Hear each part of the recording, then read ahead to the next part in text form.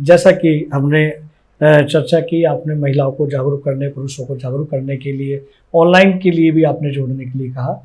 आंकड़े बताते हैं कि भारत में महिलाओं की मृत्यु दर ब्रेस्ट कैंसर व शरीर के अन्य कैंसरों से अधिक हो रही है।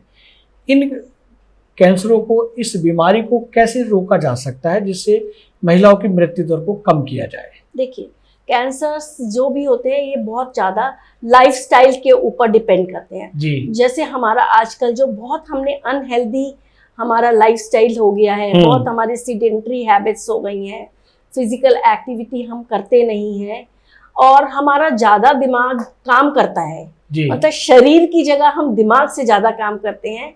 जब हम ज़्यादा दिमाग से काम करते हैं तो हम ध्यान नहीं रखते कि हमारा लाइफस्टाइल कितना खराब होता जा रहा है। क्योंकि जैसे मैं बैठ के काम कर रही हूँ, कोई एक चिप्स का डब्बा मेरे हाथ में आया या कोई खाने की चीज़ आए, बिस्किट आए, कुछ भी आए, तो मैं उसको अननोइंगली, अनइंटेंशनली, मेरी इंटेंशन नहीं होती कि मैं बहुत सारा खा लूँ, पर वो मेरे सामने रखा हुआ है तो मैं उसको खाते रहती हूँ। मैं अपने ऊपर इसलिए ले रही हूँ क्योंकि मैं किसी को ब्लेम नहीं करना चाहती, आप ऐसा करते हैं, तो मैं उसको खाते रहती हूँ और वो हमारी कैलोरीज को बढ़ाता रहता है।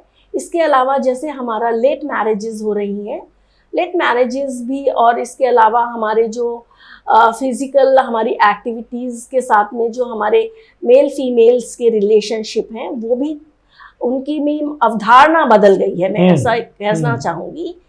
तो अगर हम उनको थोड़ा सा हम रिस्ट्रिक्ट करें तो शायद हम इन कैंसर से बच सकते हैं। जी जी।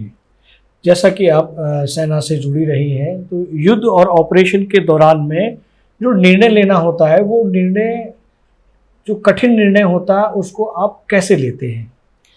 देखिए, कठिन निर्णय एज अ डॉक्टर ये होता है कि हमें तो मरीज को ही ट्रीट करना है जी, ठीक है ना।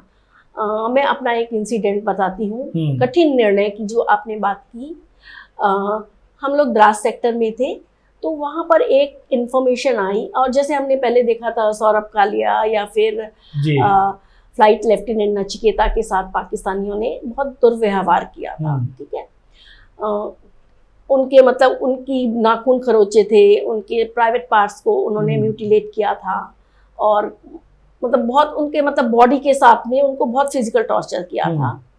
तो जब हम लोग थे वहाँ पर, मतलब मैं थी वहाँ पर, हम लोग का मतलब है, तो मैंने वहाँ पर एक इंफॉर्मेशन आई, वहाँ पर it was a rumour only, अफवाह किस तरीके से काम करती है वहाँ पर। अफवाह आई कि भागो भागो, पाकीज हैव इंट्रूडेड इन, और वहाँ पर इतना क्योस हो गया उस समय, मुझे तो इतना डर लग गया, मैं सच में बताऊं, मुझे मरने का डर नहीं था उस समय। मेरे दिमाग में यही आया कि बेटा प्राची, तुझे पकड़ लिया तो तेरा क्या होगा तेरा क्या होगा, कालिया वाला डायलॉग मेरे को ऐसा लगा। तब मेरे सहायक जो था रणबीर, मेरे सहायक ने मुझे बोला कि मैडम आप कहीं मत जाइए, आप हमारे साथ रहिए। तो वो एक निर्णय लेना कि मैं सहायक के साथ जाऊं या मैं जान बचाऊं, पर लेकिन मुझे लगा सहायक के साथ रहना इज मोर सेफ, क्योंकि मेरा देश का भाई है, वो मेरा भाई है, मेरे यूनिट का पर्सन है, मेरी देखभाल करता है, इस समय यही मेरा परिवार है। तो एक कठिन निर्णय वो था कि मैं क्या करूं। दूसरा कठिन निर्णय था, जब हम पेशेंट्स को प्रायोरिटाइज करते हैं, ट्रायज कहते हैं, P1, P2, P3 कैटेगरीज होती हैं।